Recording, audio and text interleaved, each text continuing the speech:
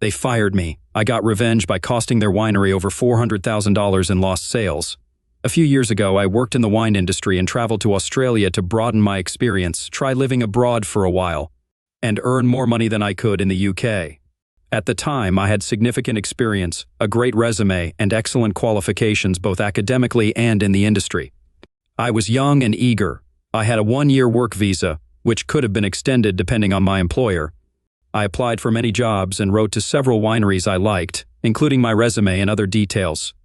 I got many replies, and one of my favorite wineries connected me with their hiring manager. I was thrilled to land an interview for a sales rep job at one of my favorite wineries in the region. I drove to the winery, met with the hiring manager, and had the best interview of my life. I nailed it. I even met the winery manager, and we hit it off. At the end of the interview, the hiring manager assured me that I was a shoo-in and that they would get in touch soon. They followed this with a very reassuring wink and nod. The next day, I got a phone call offering me the job as the regional sales rep. We discussed the start date, and since the winery was several hours away from the city, I had to move, rent an apartment, and buy a car. This cost me most of my savings. A few days before my start date, I called to confirm my move and asked if I could come in a few days early to get familiar with the place. They told me not to bother because the owners weren't around and asked me to call back tomorrow. I did, and again, the owners weren't available. I was supposed to start on Monday, so I figured I'd meet them then. On Monday, I arrived 20 minutes early, ready to begin. I waited around for someone since the cellar and main areas weren't open. When I finally found someone, they told me to hang around until someone showed up. Eventually, the general winery manager arrived. When I mentioned I was supposed to meet with him, the hiring manager, and the owners, his eyes widened. After some awkward hesitation, he informed me that they weren't ready for me and needed a few more days. He asked me to call in the afternoon to confirm my new start date. I called back and left a voicemail. No response. The next day, I left another voicemail for the hiring manager, but no call back. 2 more days passed, and I was frustrated.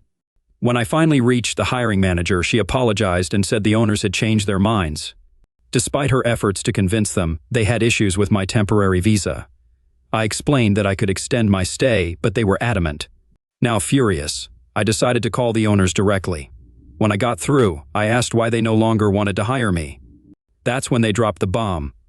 "We just don't want a pommy working for us. Plain and simple, mate." A pommy is slang for a British person, often used derogatorily. The problem wasn't my visa, they just didn't like Brits. Ironically, I'm Scottish, not English, but that didn't matter to them. I terminated my lease, canceled my internet, and drove back up the coast, $2,000 in the hole, not including the cost of the car, fuel, food, and time wasted.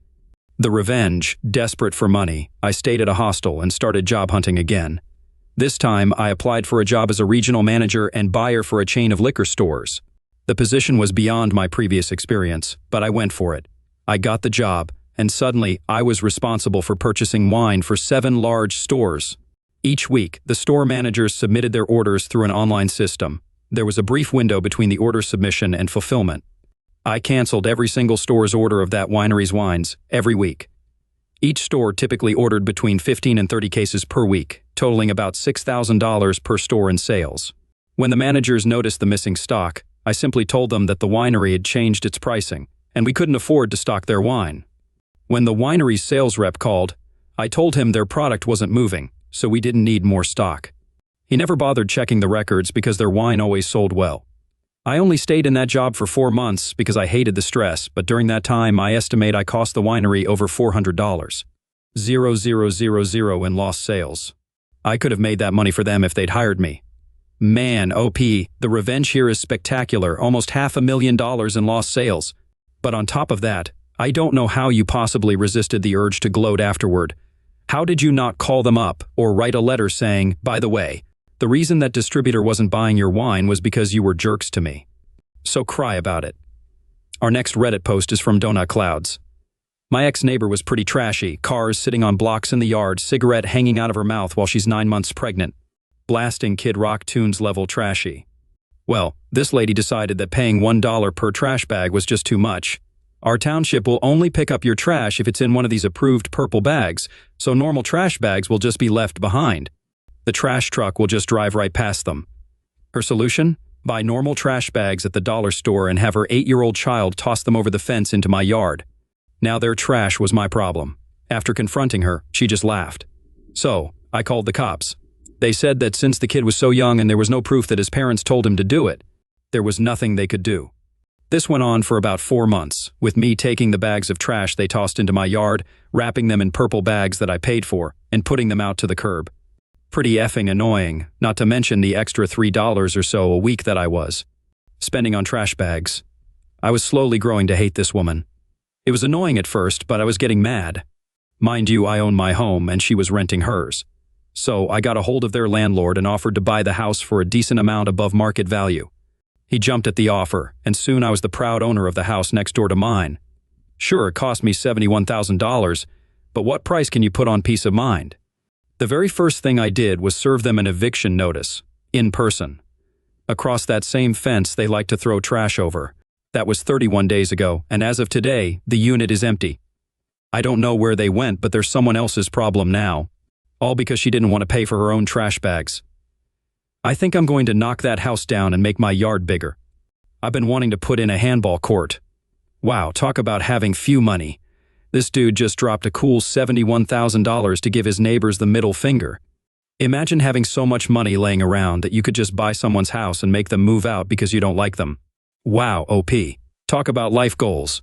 I don't know where you live, OP, but where I live, you could add a 0 to the end of that, and you still wouldn't be at the average price level of houses around here. Our next Reddit post is from Fisting Donkeys. A few months ago, a company called Low Dogs LLC was required to sell some pretty rare stuff. Low Dogs was very cozy with another company, Morality, which wanted the stuff, but the industry we're in is highly regulated. Low Dogs couldn't just sell directly to Morality, so to comply with regulations, Low Dogs offered to sell the stuff to other people, me being one of them. They said that if we wanted the stuff, it was ours, and if we didn't, well, then they'd sell it to Morality. In this way, they could be seen as complying with the regulations prohibiting direct sale to their buddies. So, I get Low Dog's offer, and you know what? It was actually very well priced. I said thanks, sent them my check, and awaited my stuff. Tick-tock, no stuff. I called Low Dogs up and asked, hey, where's that stuff I bought? And they said, oh, we sold it all to Morality for the same price we offered it to you. Here's your check back. And I said, oh? And I sued them for a few $1,000s, the profit I didn't make by reselling the stuff they didn't deliver.